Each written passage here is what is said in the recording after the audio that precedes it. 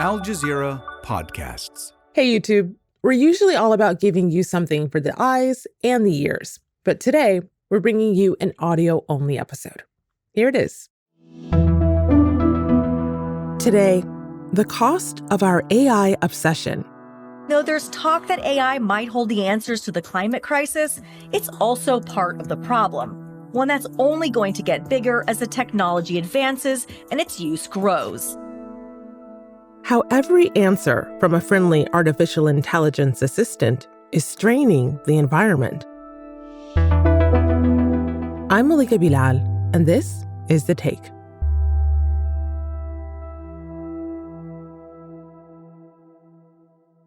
How much do you play around with AI?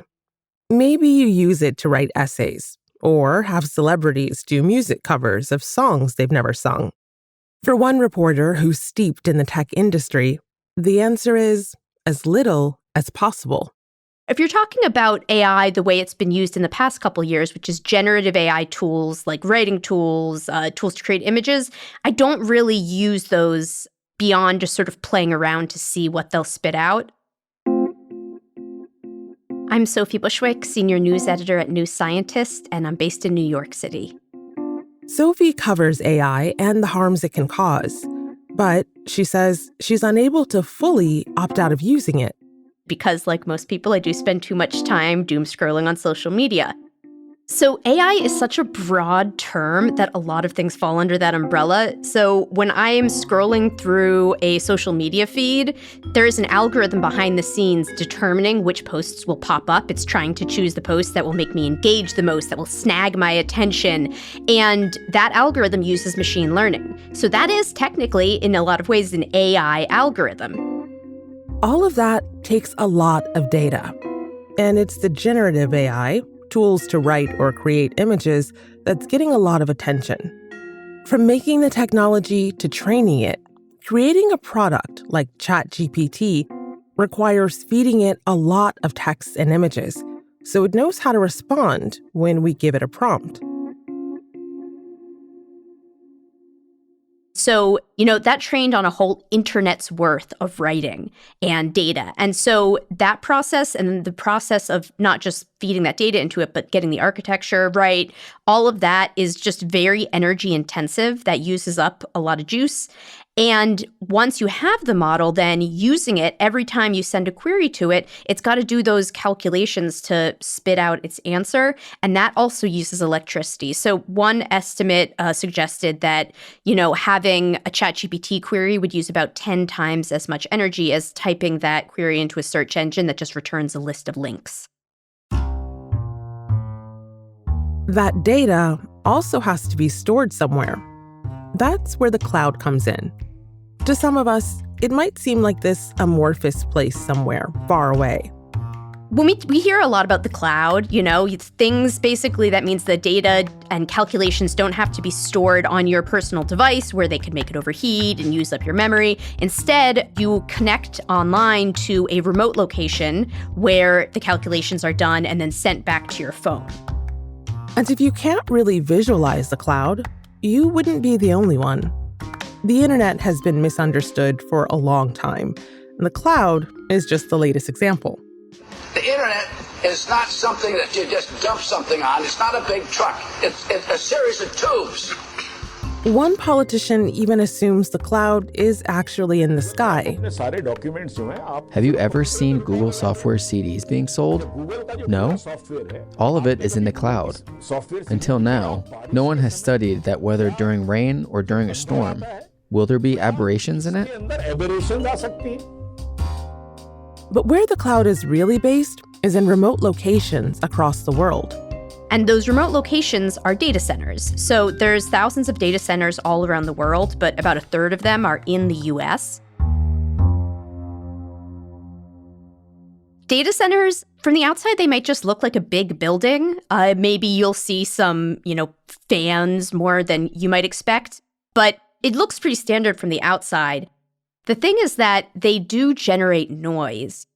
Jennifer Gehring has lived here for 8 years, and she says the noise that comes from the Cyrus One data center on Dobson is beyond annoying. She says it's worst in the early mornings and in the evenings. Sometimes the constant overbearing sound makes it hard for her family to sleep.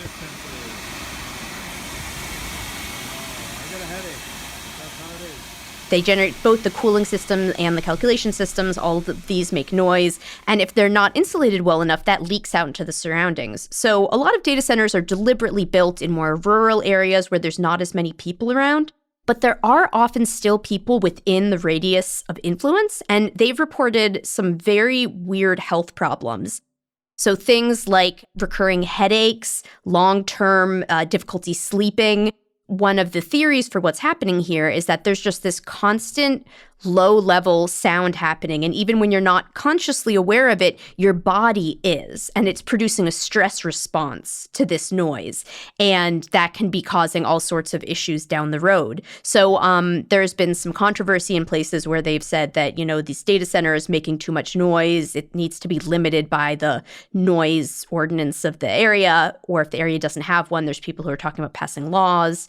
And at the same time, the people who have an investment in these data centers don't necessarily want to have these restrictions. So they're also pushing for exemptions from things like noise laws. But it's not just the noise. AI also takes up resources. The remoteness of most data centers means water is often already scarce. So the cloud only further strains the water source.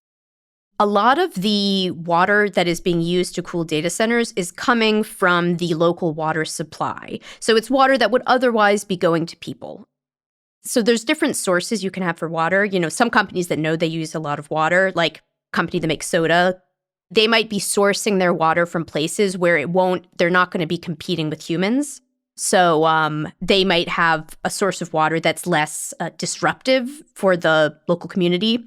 And in the case of a data center, it's using water that would otherwise be used by people. And often these data centers might be in hot, dry areas, places where there are not going to be a ton of people. And those are places where water is a scarce resource, and they are definitely drawing on it.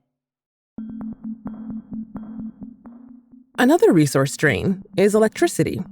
And the type of electricity that a data center uses depends on what type of power source the community uses.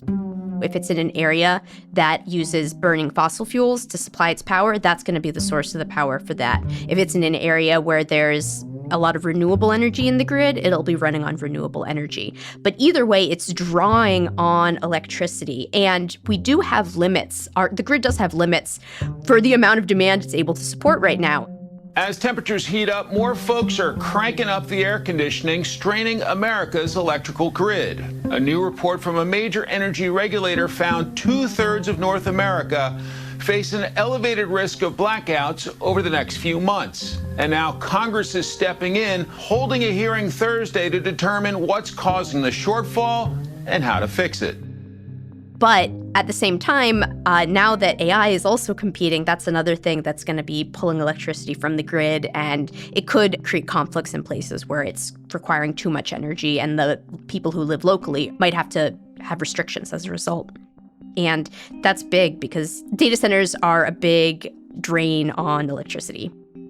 Every time someone uses AI, it uses more energy than doing an equivalent task that doesn't have AI baked into it. So, if you're using Google's generative search experience, that's going to be more energy than just using Google's regular old search with links.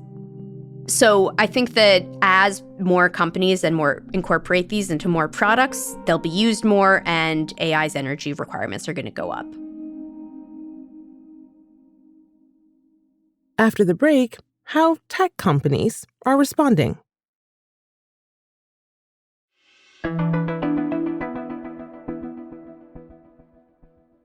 Tech companies know that there's a looming energy problem on the horizon.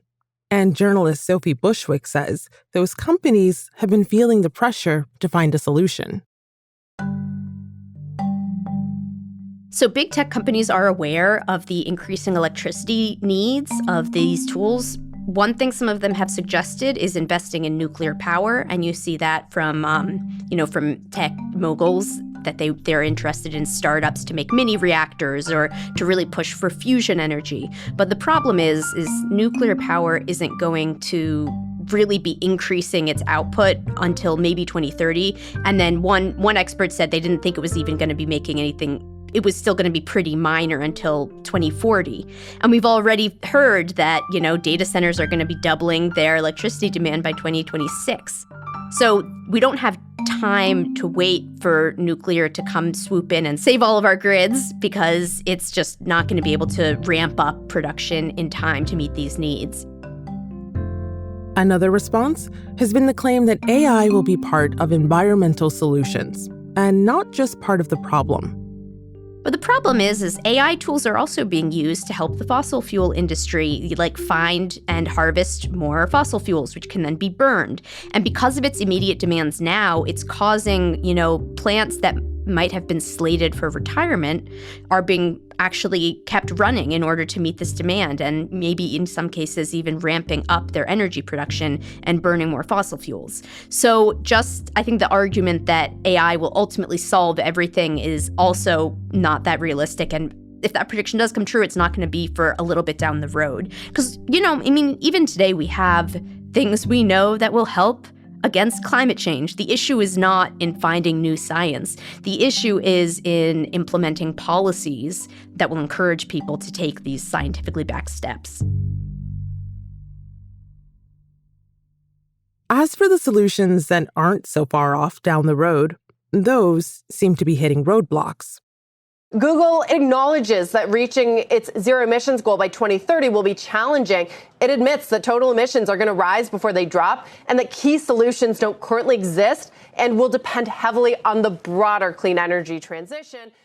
Google released an 86-page report, which states that its carbon emissions have raised by 48% since 2019. It says as Google further integrates AI into its products, quote, reducing emissions will be challenging. So a lot of this has to do with increasing evidence about a thing called carbon offsets. So one popular way that a company can reduce its carbon footprint is, instead of making its own operations more efficient, it can pay someone else who might have a project, like it can pay places that have projects that pull carbon dioxide out of the air. Google's basically saying, look, we are acknowledging that carbon offsets are not sufficient. Carbon offsets are not actually working for us. And so we're going to have to make some changes in order to reach that carbon neutral goal, where carbon neutral is, the amount of emissions you're putting out, you're also reducing the emissions. You're reducing the amount of greenhouse gases in the atmosphere by the same amount, roughly. So they've now said that they're aiming for carbon neutrality by 2030. I will see how that works out and whether they reach that goal as we have this increasing use of AI tools. One researcher did a kind of thought experiment and did some estimates about how much energy Google would require if it switched from all of its search queries, made them all AI searches. And it turns out that would end up using essentially an Ireland's worth of electricity. So the entire electricity consumption of Ireland would be going into it. And that's about double of what Google required in terms of energy back in 2020. Of course, this is just, theoretical. Right now, Google is not entirely switching to AI. Sophie says environmental problems in the tech industry didn't start when AI did, and it won't end even if we all stop using artificial intelligence. AI, it's not that it creates problems so much as that it highlights existing problems and shows how it has the potential to make them worse. So one example of this is just the problem of misinformation and disinformation online. We know that there's bad actors who, when there's a breaking news event, rush to, put rumors and made up stories and screenshots from video games that they claim are actually real images of on-the-ground events. And AI didn't cause that problem, but someone who is a bad actor can use AI to churn out this type of bad information at a really high volume with great ease more quickly than they could before. AI can make an existing problem worse. The same thing goes for data centers. Data centers were already a big drain on electricity and water, and they were already, causing some issues for the communities where they're located before they started adding AI to the mix. But the issue is that AI could make these problems worse because it requires more energy to make those calculations. I don't think you should feel guilty if you like to use ChatGPT or if you like to use one of those chat apps. So I don't think guilt is super helpful. But it also, again, sort of like the issue of how is AI being used? How are you using AI? Like, I've heard about people using ChatGPT to generate messages that they can send to their local representative. So if there's a political cause you feel strongly about, like reducing the impact of climate change, an AI tool that helps you push your representative to take action on that could end up in the end reducing the overall amount of carbon, even if you are using carbon to get it out there. So I do think it depends how you're using it. Just creating these products in the first place used up a lot of electricity and water, and, maintaining the infrastructure required for them is also a drain on resources. If you stopped querying ChatGPT and involving yourself with any other generative AI tools, if every human stopped doing that, there would still be an AI contribution to the increased demand on electricity. And that's The Take. If you like what you just heard, let us know.